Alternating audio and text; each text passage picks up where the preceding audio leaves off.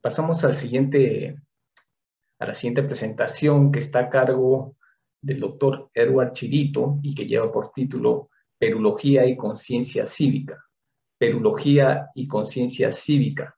El doctor Edward Chirito es un peruano, nació en el norte chico, en Huacho, y se graduó en la Facultad de Medicina en la Universidad Nacional Mayor de San Marcos, y actualmente trabaja en un hospital geriátrico de Montreal, y es un conocedor de las obras de Manuel González Prada, y ha colaborado a lo largo de 2 décadas en una serie de ponencias, ¿no?, y charlas magistrales con la Universidad de Concordia.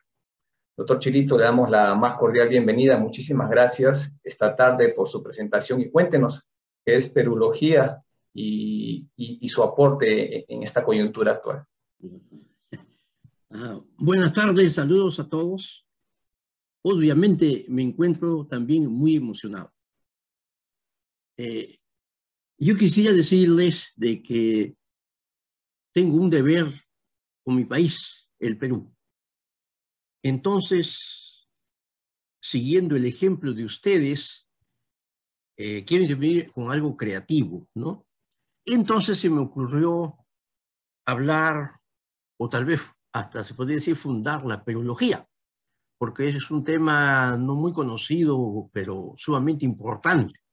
Parece que no lo encuentran ni en Google, ¿no? Parece que es nuevo. Pero este término de la perulogía tiene su fundamento y también tiene sus proyecciones. ¿Cuál es el fundamento? El fundamento se basa principalmente en la egiptología. Ustedes saben que la egiptología, pues, es el estudio, ¿no?, que se ocupa del Egipto antiguo, sobre todo su historia y su arqueología. Es algo muy importante para nosotros desde el punto de vista cultural, porque sabemos que Herodotus, en su libro número 2, dedica exclusivamente al Egipto, ¿no? Herodotus, el padre de la historia, y de ahí su importancia, y ahí nos cuenta también de los faraones, las pirámides, las costumbres, y sobre todo los dioses. Parece, de los dioses me refiero de los que tomó Grecia. Parece que antecedentes de estos dioses partieron del Egipto, ¿no? De todas maneras que es muy importante tener ese conocimiento, porque cuando se descubrió la importancia del Egipto, seguro con los viajes de Napoleón, hubo en Europa una reticencia porque no se quería reconocer al Egipto como una civilización única, muy importante, porque todo se basaba en Grecia y Roma. Pero no es así, porque la historia sigue avanzando, porque sabemos también de que la historia es un concepto dinámico, ¿no?, de movimiento, no es estático, inmóvil, ¿no? Entonces sabemos de que no solamente la importancia del Egipto, pero sino también la importancia de la Mesopotamia. Bueno, tomando como referencia esto, entonces digo, ¿y por qué no hacer la pirología? Tenemos que ver los fundamentos, ¿no? En primer lugar, a mí me impresiona bastante que hace pocos años se descubrió que Caral fue la primera civilización de América y nos pone casi a la misma altura, de manera simultánea, con el Egipto antiguo de Narmer o con la Mesopotamia antigua de Gilgamesh. Quiere decir que históricamente el Perú también tiene bases para hacer una perología. Y obviamente la arqueología, porque si bien es cierto también que el Egipto tiene mucha arqueología, pues nosotros alrededor del Perú tenemos alrededor de 100.000 sitios arqueológicos, 100.000, de los cuales Machu Picchu es solamente uno de ellos. Cuando yo visité Caral personalmente, hablé con el arqueólogo y yo le pregunté, ¿y cuántos años podrá necesitar usted para acabar su estudio? Y me dijo, alrededor de 100 años. Lo que realmente no es algo sorprendente, porque hay muchísimo que estudiar, porque son alrededor de 20 ciudades. Además, los gobiernos peruanos nunca se ocupan realmente de la cultura, ¿no? Y nuestros medios económicos son pobres, pero el entusiasmo de la gente es enorme. Y eso nos alegra a nosotros, ¿no? Cuando yo leí el libro de la doctora Ruth Chade Solís, porque fue ella la descubridora de Caral, ahí en su conclusión dice que escribió ese libro para aumentar la autoestima de los peruanos, ¿no? Bueno, también la filología tiene ese objetivo, ¿no?, de aumentar la autoestima. porque tenemos que estudiar el Perú. Entonces, nosotros también entonces tenemos como el Egipto, la arqueología y la historia antigua. Pero tenemos aún más, que es la riqueza biológica del Amazonas. Ustedes saben que si Charles Darwin hubiese viajado al Amazonas, yo digo que prácticamente se hubiese vuelto loco de entusiasmo con tantas cosas que nos muestra la biología, con plantas e insectos que todavía están por descubrirse, ¿no? Y también tenemos que tener en cuenta la riqueza del Perú, ¿no? En general. Y, ¿por qué no? También su gente, ¿no? Tenemos gente notable en el Perú, gente muy, muy inteligente. Ya empieza el tiempo de los incas, ¿no? Sabemos, por ejemplo, que los incas fueron fundados por los hermanos Ayar, ¿no? O sea, Ayar Manco, Ayar Cachi, Ayar Ucho, Ayar Auca y sus respectivas mujeres, Mama Ocllo, Mama Cora, Mama Huaco y Mama Rawa, ¿no? Pero ¿cómo podemos, en esta pequeña conferencia, porque el tiempo es breve, cómo se podría resumir a nuestra historia primigénita ancestral? Con una sola palabra: civilización. Ese fue el objetivo, ¿ya? Ese fue el objetivo, desparramar la civilización en los Andes. Y yo cuando estudié o revisé los conceptos de la mitología y leyendas, cuando era más joven no le daba mucha importancia, porque uno pues se refiere más sobre todo a la historia. Pero leyendo a los grandes profesores dice que la mitología o las leyendas son muy, muy importantes, porque se podría decir que es la historia espiritual de los pueblos, y uno puede entender el comportamiento de los pueblos a través de la mitología. Y eso es muy, muy importante que lo entendamos. Y eso se aplica a nuestra realidad peruana. También tenemos que saber de que en esta historia nos dicen que el primer peruano apareció hace 14.000 años. Se trataba de un niño y fue descubierto por los estudiosos McNeish, Patterson y Broman, ¿no? Son los tres que han descubierto esto, o sea que es más antiguo que el hombre de la Uricocha. También sabemos por historia, pues, que, bueno, no podemos hablar toda la historia porque tendríamos que tomar por lo menos una semana, pero nomás se puede mencionar a los grandes incas como fueron Manco Cápac, Sinchi Roque, Yoki Yupanqui, Maita Cápac, Capa Yupanqui, Inca Roca, Huahuaca, Pachacute, Amaro, Inca Icompe, Tupe, Huayna Cápac, Huáscar y Atahualpa. No hay que olvidarse de que cada inca también fue un filósofo, ¿no? Y se los puede comparar, pues, con los filósofos presocráticos, como tales de Mileto, Anaximandro, Anaxímenes, Pitágoras, Heráclito, Parménides, Protágoras, Leucipo, Demócrates, Sócrates, Platón y Aristóteles, ¿no? Entonces, ese es el alcance de nuestra historia, y es relevante mencionarlo porque la historia dice de que cada inca también era un filósofo. Tan es así que al inca Pachacute lo consideran como un gran filósofo, es decir, un amauta. Ustedes saben que el Inca Roca fundó el Yaxayhuasi, ¿no? Fue el sexto inca, ¿no? Y enseñaba a todos los peruanos antiguos, ¿no? A través de los amautas, por medio de los arabicus que enseñaban al pueblo en verso, ¿no? Y de ahí es importante mencionar de que las tres normas negativas, o sea, el Amazú, Amayú y Amaqueya, habían también tres normas positivas, ¿no? El Ayinta Munay, el Ayinta Yashay y el Ayinta Ruray, que quiere decir que si quieres algo, hazlo, ¿no? Quiérelo con toda tu alma. Si sabes algo, sábelo bien, domínalo. Y si lo vas a hacer, que es lo que significa Ayinta Ruray, hazlo lo mejor que puedas, ¿no? Entonces, me parece que eso se ve en los incas, ¿no? Por ejemplo, en las construcciones de piedra que perduran hasta ahora, ¿no? Y sabemos, pues, que la arqueología también tiene su belleza, ¿no? La arquitectura antigua, la sencillez, la simetría, la solidez, eso es lo que caracteriza a nuestra arqueología.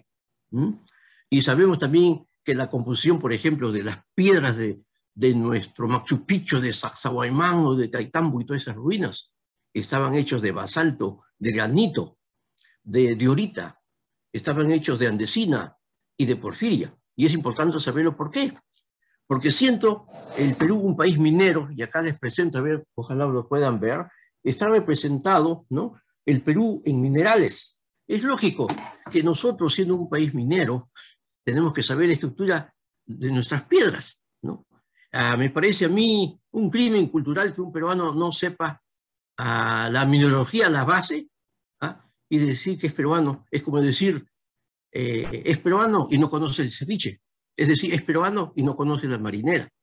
Entonces, desde el punto de vista cultural, para mí es una aberración que los peruanos cultos no conozcamos bien nuestra historia desde la base de la piedra, porque la piedra habla, ¿no? Eso también lo dice el gran escritor peruano José María Arguedas. José María Arguedas decía, por ejemplo, yo tengo principios, ¿no? Uno de esos principios es considerar al Perú como una fuente infinita para la creación, porque aquí se dan todos los calores y todos los dolores, y desde aquí podemos enseñar al extranjero. Esas son las palabras de José María Arguedas en el prólogo de El zorro de arriba y el zorro de abajo. De esta manera estoy exponiendo todas las bases para la perología, ¿no? Además, quisiera hacer énfasis, podríamos decir, en la coca. No hablaré, porque como soy médico entiendo muy bien los efectos dañinos cuando es como droga, pero el chacchar, usted sabe que tiene tal vez unos 1000 años antes de Cristo, ¿no? Y han hecho estudios recientes que el chacchar, la coca, realmente no sería dañino para el cuerpo. Y incitan a hacer nuevas investigaciones, pero estos son los estudios preliminares. Por ejemplo, el profesor Hermilio Valdizán, ¿no? En sus 3 libros que saca sobre la historia de la medicina peruana, me refiero al folclore, porque habla también, pues, incluso desde el punto de vista científico, habla de la hechicería, la brujería, ¿no? Los remedios caseros, etc. Ahí dice que los antiguos peruanos utilizaban la coca, o sea, el eritrocilo coca, familia de las eritrociláceas, con fines terapéuticos, por ejemplo, dolor de cabeza, dolor de estómago, dolores abdominales, diarreas, e incluso dolores articulares. Es decir, tenía fines terapéuticos. Bueno, en el tiempo de los incas también se considera como una hoja sagrada, ¿no? Esa es la importancia. También quiero destacar otro punto nuevo, y es los avances que se hacen sobre los quipus. Es obvio que saber quechua es una ayuda para entender los quipus. Por ejemplo, hoy día sabemos que el gran investigador científico de la Universidad de Harvard posee en su poder 923 quipus peruanos para estudiarlos. Y es algo sorprendente cómo se va avanzando, ¿no? Nosotros como peruanos tenemos que tener conciencia, ¿ah?, de que es muy importante entender los quipus, porque los investigadores dicen que el momento que llegaremos a descifrar los quipus, en ese momento sabremos nuestra propia historia de documentos originales. Los estudios de los quipus nos indican que se utiliza la semasiografía. La semasiografía quiere decir estudiar la estructura en base de signos, ¿no? Y es interesante que describe bien, me leí todo su libro de Gary Burton, y ahí dice que también tenía una acción a distancia. Es decir, que los libros que tenemos ahora, los leemos y ahí quedan. Pero los quipus eran como libros que viajaban, vamos a suponer, del Cusco, viajaban hasta Cajamarca, como ejemplo. Y allá los quipus también eran modificados con los datos del Cusco. Allá los quipus Camayoc, o sea, los maestros de los quipus, modificaban la información y la regresaban al Cusco. O sea que había una comunicación a distancia, como que si fuesen que los libros se modificaran, no serían cambiantes.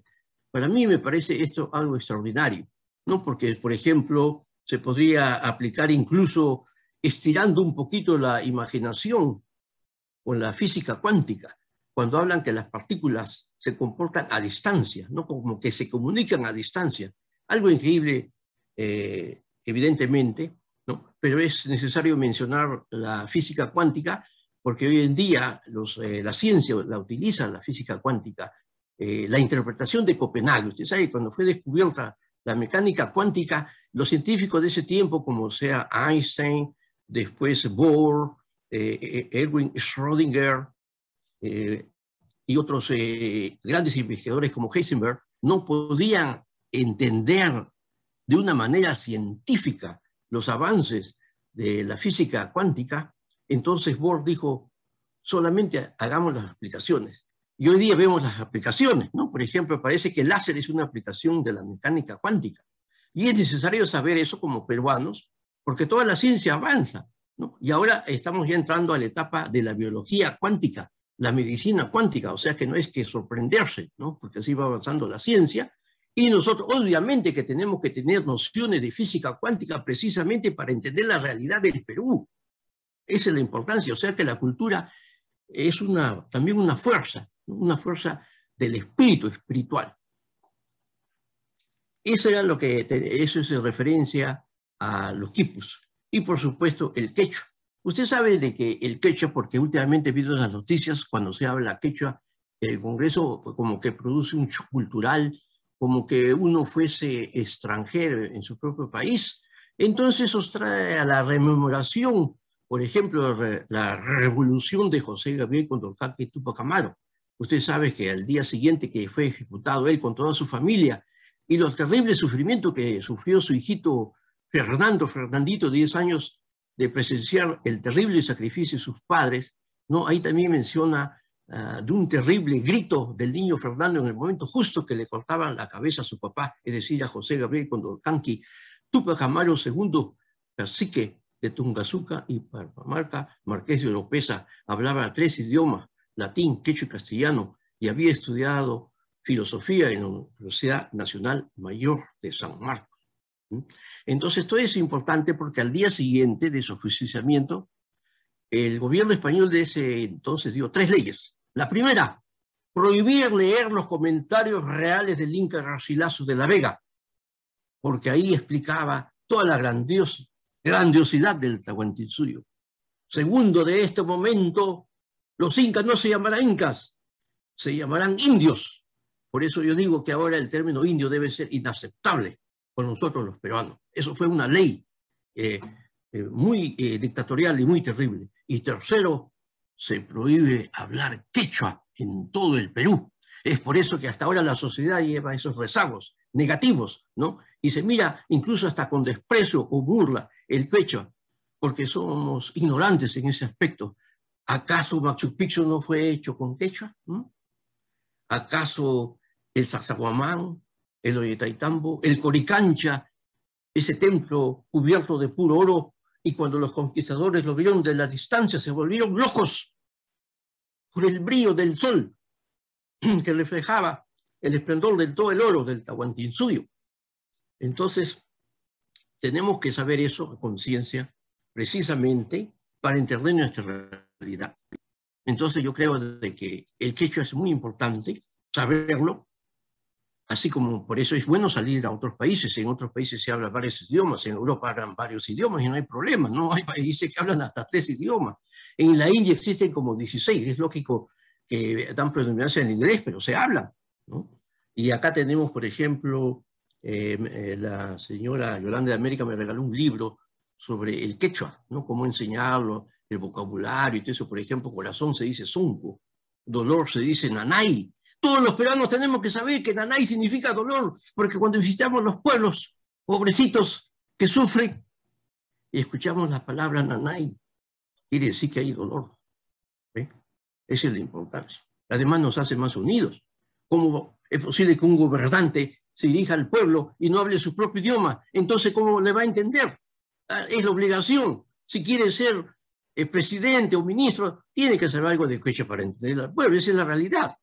En el Perú, la historia nos cuenta que hubieron alrededor de 2000 lenguas. Después aparece un cronista Costa, dijo que eran 700. Con Guamán Paoya de Ayala fueron 15, ¿no? Pero hoy día sabemos que son alrededor de 46, aparte del quechua, el aymara, el puquina, el sec, el muchic, porque se hablan el yunga, porque se hablan todas esas lenguas en la selva, ¿no? Entonces la estadística nos dice que en el Perú se hablan 46 lenguas, lo que no nos debe sorprender, porque en el mundo se hablan ¿cuánto? Alrededor de 6.000 o 7.000 lenguas, 6.000 o 7.000 lenguas en todo el mundo. Y no les contaré porque el tiempo es breve, pero también los idiomas pues salen bastante, parece, del camino de la seda, ¿no? En los tiempos de Gengis Khan y antes, ¿no? De ahí salen muchos idiomas.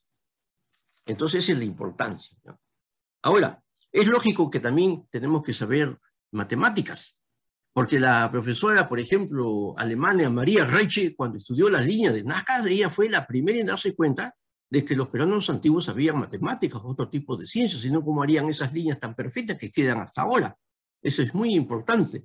Y también es curioso saber de que los quipus, al utilizar el nudo ahora tiene una interpretación matemática, porque usted sabe que la matemática también es una ciencia que evoluciona, así como todo, ¿no? No solamente se queda en la geometría, en el álgebra, la aritmética, en el cálculo diferencial e integral, por ejemplo, también las ecuaciones diferenciales ordinarias, parciales, tensores, ¿no? Todas esas cosas que los matemáticos saben bien, pero también hay cosas que las matemáticas que conocemos no lo explican todo, sobre todo en la topografía, y por eso se utilizan las matemáticas de relaciones, que es algo moderno, y ahí dice que el nudo tiene una representación matemática. Como el profesor no sabe, como nosotros, pues, de los quipos, ¿acaso los quipos no están hechos de nudo? ¿Se dan cuenta? Entonces podemos pensar de que la base del nudo tiene una base realmente matemática y moderna que se acaba de descubrir, ¿no?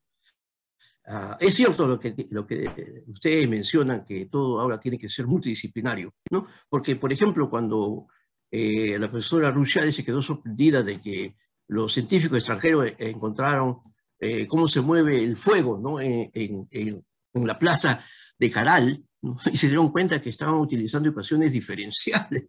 Entonces la profesora se dio cuenta de que realmente tenían que saber mucho más, y no solamente basta saber historia o arqueología, tiene que ser un estudio multidimensional, ¿no? Por ejemplo, si se descubre un sitio arqueológico, también tenemos que saber, pues, obviamente, biología, ¿no? Porque hay plantas antiguas, a que la clasificación, hay que hacer una clasificación taxonómica, ¿no? Entonces, todas esas cosas, ¿ya? Bueno, entonces, tenemos que poder seguir hablando más, pero como el tiempo es corto, entonces le diré la conclusión, ¿ya? La conclusión es la siguiente: estudiamos la perulogía para formar la conciencia nacional, para ser mejores peruanos, ¿ya? Para ser mejores peruanos, es buscar la calidad de la persona. No podremos ser un país desarrollado mientras no seamos más cultos. No hay que confundir, por ejemplo, el desarrollo con un Ferrari, un Maserati, muchas casas, mucho dinero, no, porque la capacidad mental es la misma, no progresó en matemáticas, en física, en química, en biología, etcétera, ¿no? Un país aparentemente desarrollado, cuando se desarrolla, pues, culturalmente, ¿no? Así como la ciencia es para el cerebro, el arte es para el corazón, la moral es para el espíritu. Y quisiera acabar diciendo que también el estudio de la moral es importantísimo para la filología, precisamente para evitar la corrupción. Debe ser una enseñanza que quede de una manera inmanente, pegada al ser humano, sobre todo a su espíritu, ¿no? Entonces, para finalizar, diré de que la filología es el estudio científico, artístico, filosófico, cultural, moral del Perú, cuya finalidad es llevar al mejoramiento de los peruanos para llegar a verdaderamente a ser un país desarrollado, realmente un país desarrollado. Porque los países desarrollados que hay en la actualidad, yo les digo de que son mal desarrollados, porque todo es guerra y comercio, pero nada para el espíritu, ¿no? Eso es muy importante.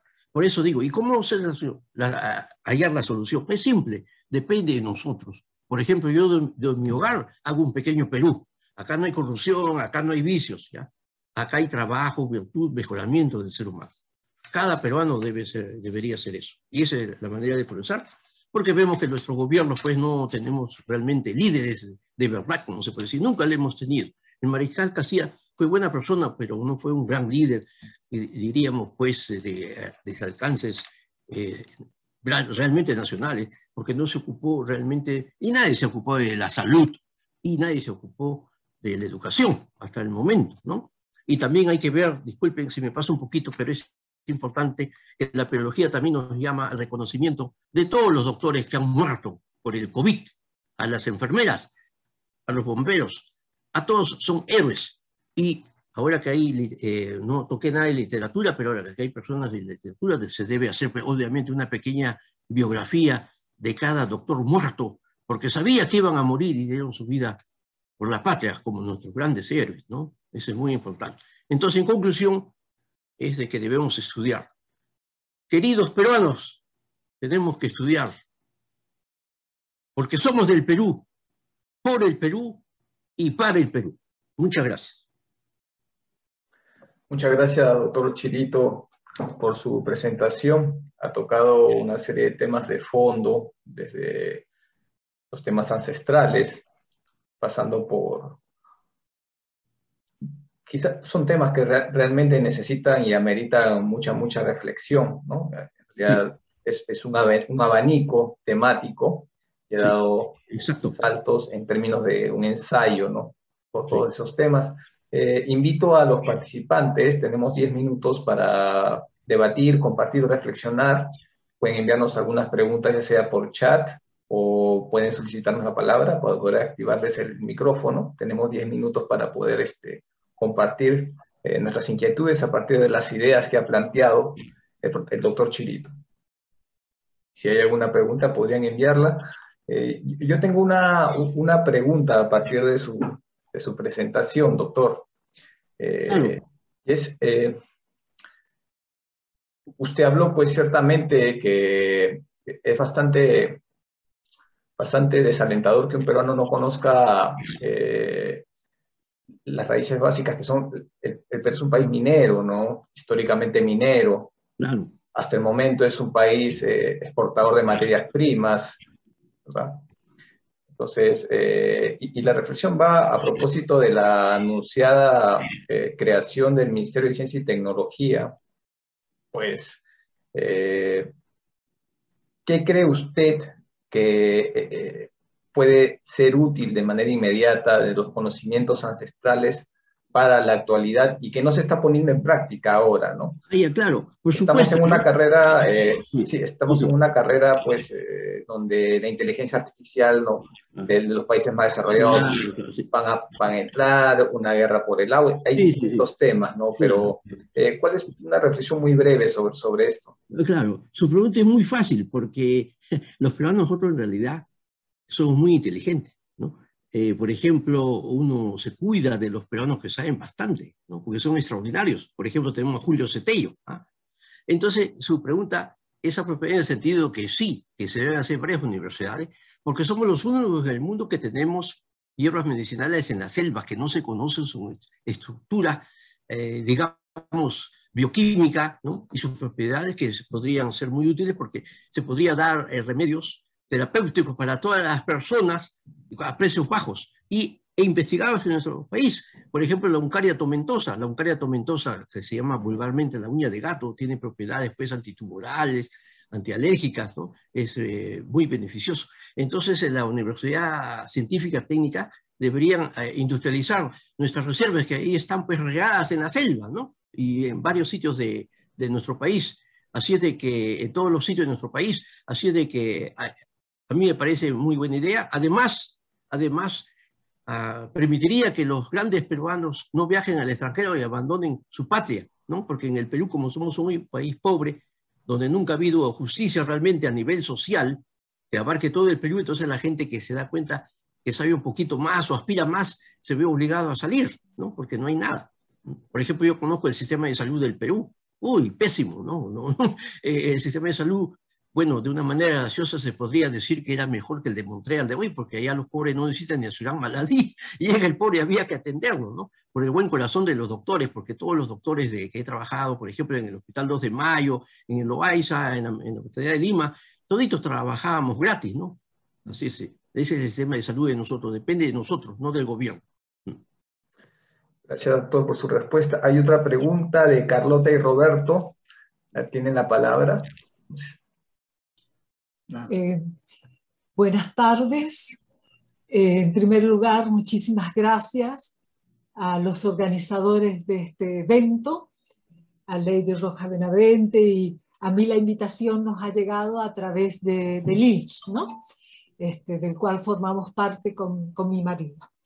En primer lugar, quiero agradecerle, doctor Chirito, como historiadora, la exposición que usted ha hecho, porque si bien uno ha estudiado historia de América y la parte arqueológica y tantos aspectos, ¿no? Sí, sí. Realmente su exposición ha sido muy enriquecedora sobre los incas, ¿no? Que nosotros, si bien yo vivo en Buenos Aires, pero bueno, tenemos el puente del Inca que está ahí en Mendoza, ¿no? Al sur de San Juan. Y he quedado pensando todo lo que usted ha expuesto y esa analogía que hizo con los presocráticos, ¿no? Que Así. fue una cosa muy interesante porque uno ha estudiado historia y filosofía de Grecia y nunca pude imaginar que podíamos hacer esta analogía. Y una pregunta que quisiera hacerle es, ¿cómo sabemos de los quipus, sabemos, bueno, de toda la parte litografía, muchas cosas de la cultura del Perú, pero cómo ha trascendido ese pensamiento de esas generaciones de incas, ¿no? Que llegó hasta el pobre Atahualpa, ¿no? ¿Cómo ha trascendido el pensamiento a través de quipus, a través de escritura en la piedra? Es algo que me gustaría, si usted me puede responder, ¿no? O la tradición oral, en fin, esa parte del pensamiento y esa cultura, ¿cómo ha podido ser descifrada por los estudiosos e investigadores de la actualidad, ¿no? Se refiere a los estudios de Gary Hurton, es el que más sabe sobre quipus, ¿ah? Sí. Sí, allá. Esa es la primera parte, la parte científica, la parte moderna, ¿no? La parte Sí. actualizada, se puede decir. Sí. Ahora, si usted quiere revisar, por ejemplo, a grandes rasgos, pero que también es muy cierto, sería también los estudios del profesor Julio Setello, ¿no? Él nos dijo así, mire. Seteiro. Julio Setello, por supuesto. Mire, Julio Setello nos dijo lo siguiente, ¿no? Cuando le dieron un gran almuerzo en honor de su conocimiento y de su superioridad, cuando existía la lagunita ahí en Barranco, ¿no? Después del almuerzo le tocó decir las palabras. Y le dijo, muchas gracias, queridos alumnos, maestros, audiencias, todos, muchas gracias por el honor que me han hecho a mi persona. Efectivamente, la historia del Perú es maravillosa, es grande, es gloriosa, pero al mismo tiempo es difícil, es profunda y misteriosa. Pero no se preocupen, queridos alumnos, porque la historia de los incas se resume en 3 palabras: tierra, ayo y oro. Y con eso entendemos la historia del Perú. Muchas gracias, doctor. Muchas gracias. Muchas gracias, Carlota, por su pregunta. Hay una pregunta de la doctora Celia Rojas Ríguez, que está levantando la mano ahí. A ver, doctora. Tu micro. Oui, lo abro inmediatamente. Gracias, está bien. Gracias, Mónica. Muchísimas gracias, doctor Chirito. No es la primera vez que nos encontramos, nos hemos cruzado en el camino bastante con una serie de reflexiones. Sí, sí. Una de las cosas que a mí me interesa muchísimo, tanto como médica como antropóloga, es el tener realmente este conocimiento que yo pienso es una profunda contribución a nivel mundial. Es esta visión cosmocéntrica que los incas, que todas estas civilizaciones tuvieron. Es decir, yo soy porque solamente soy después que el cosmos, después que hay una nación, después que hay una comunidad. Después yo soy. Esta visión cosmocéntrica de la vida que tenía una relación muy profunda con la parte ecológica. Es decir, cuando señalamos toda esta forma de vivir de los incas, diciéndole a la Pachamama, descansa tú este momento porque tienes que darnos frutos para después. De ya estábamos en el cuidado de que estuviera tranquila. Ver cómo la entrada de la visión antropocéntrica, sobre todo con las ciencias, que hacen esta separación de la ciencia, que hace la separación entre cultura y naturaleza, viene a romper esta idea fundamental. Y lo señalo profundamente, ¿no? Sobre todo si hablamos de una perulogía, que esta visión cosmocéntrica tiene que ser rescatada con toda su profundidad, y yo creo que va a ser una contribución fundamental para poder crear pistas para la solución de los problemas ecológicos que tenemos actualmente, siendo uno de los más fuertes que yo creo que a nadie nos ha dejado indiferente, la cuestión de la pandemia del virus. Exacto. Del COVID.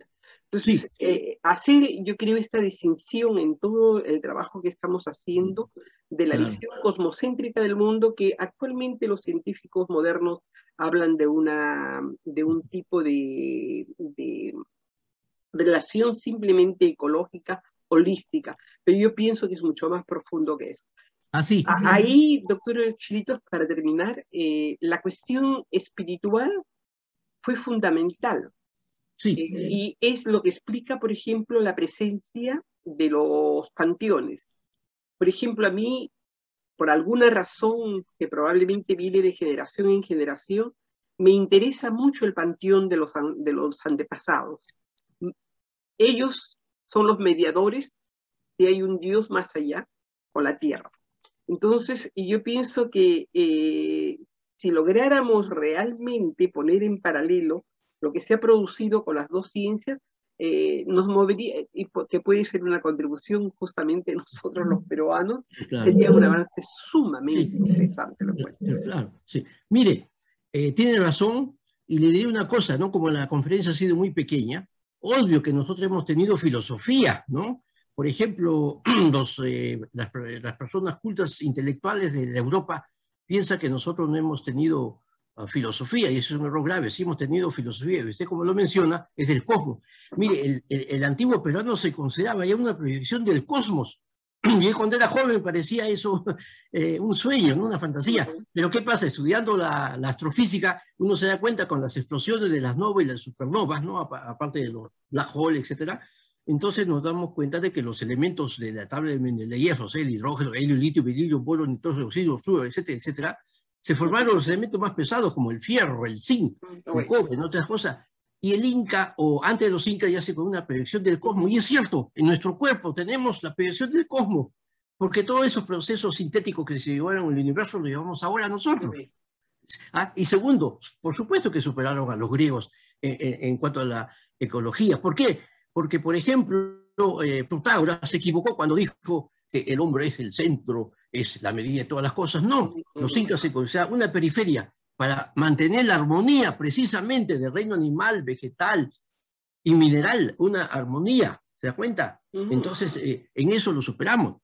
Y sobre eso no hay estudio. No hay estudios brillantes de nosotros, por ejemplo, sobre la filosofía, porque si usted conversa con otras personas con cultura occidental, van a negarlo o se van a quedar sorprendidos, ¿no? Por ejemplo, una vez en Lima llegaron científicos europeos y los ingleses dijeron que en el Perú no había ciencia, ¿no?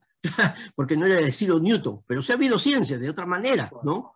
Por supuesto. Así es lo que usted tiene razón. Además, quiero aclarar otra cosa, de que Huacho ya no es el norte chico. Eso fue antes del Internet. Ahora, con los descubrimientos de Ruth Shady, yo clasifico a Huacho como el primer norte, porque en el primer norte tenemos, ¿cómo va a ser pues norte chico? Con Caral, con Bandurria, con Bichama, o sea, es demasiado. Solamente en Huacho tenemos 1.532 sitios arqueológicos que todavía están por estudiar, y Caral todavía no se ha acabado de estudiar, ¿no? Entonces yo clasifico modernamente, digo, Huacho, eso ya no es el norte chico, primer norte. Y me dice, doctor, ¿y qué pasa con el resto? Le digo, el resto pues es el gran norte, y todo el mundo contento, ¿ah? ¿Se da cuenta? Primer norte y el gran norte, porque es así. Incluso se piensa de que en el tiempo de Caral, de repente hemos tenido un pretahuantinsuyo. Esta es una hipótesis que se hace, todavía no está muy solidificada que se diga, ¿no? Pero usted sabe que el estudio pues, de la historia es dinámico, como ya mencioné antes, ¿no? Dinámico, cinético, de movimiento. No es estático que estudiamos y se queda allí, ¿no? Entonces, eso es lo importante que tenemos que saber, y van a seguir los nuevos descubrimientos de la historia del Perú, y tenemos que estar preparados. Por eso es que tenemos que estudiar para entender nuestra realidad, nuestra evolución histórica, ¿no? Sí, exacto. Y de ahí usted va a entender que cuando el peruano sepa todo esto, ya no va a haber ni racismo, no va a haber ni violencia, porque el hombre se da cuenta que es culto, ¿no? Y no va a haber cosas negativas que hoy día predominan en nuestra sociedad.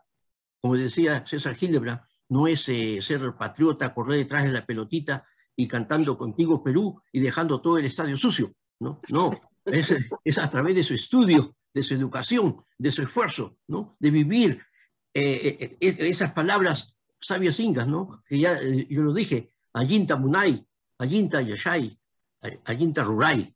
Ese debe ser nuestro objetivo. que en realidad también se compara, usted muy bien sabe, con los dichos de Confucio, ¿no? 551 a.C., 479 a.C. Él dijo que el hombre humano, o sea, el ser humano, tiene que ser un hombre o una persona, porque también se incluye obviamente a la mujer, tiene que ser una persona que tenga un desarrollo espiritual, ¿no? De saber y de su buena acción, la praxis. Y eso también lo dicen las normas positivas de los incas, y hay una coincidencia, ¿no? Es interesante cómo cuando uno estudia a los grandes hombres de la historia, hay factores denominadores comunes que tratan de mejorar la sociedad, ¿no? Y ese es el punto que tenemos que mejorar. Muchas gracias por las preguntas de nuestros participantes y muchísimas gracias, doctor Chirito. Ya no voy a decir norte chico, voy a decir el vasto norte. El primer norte, porque estamos en el primer norte. El primer norte y el otro, el gran norte. Sí. No, sobre todo porque el gran norte, porque ahí también se crió José Carlos Mariátegui, ese gran peruano. Guacho.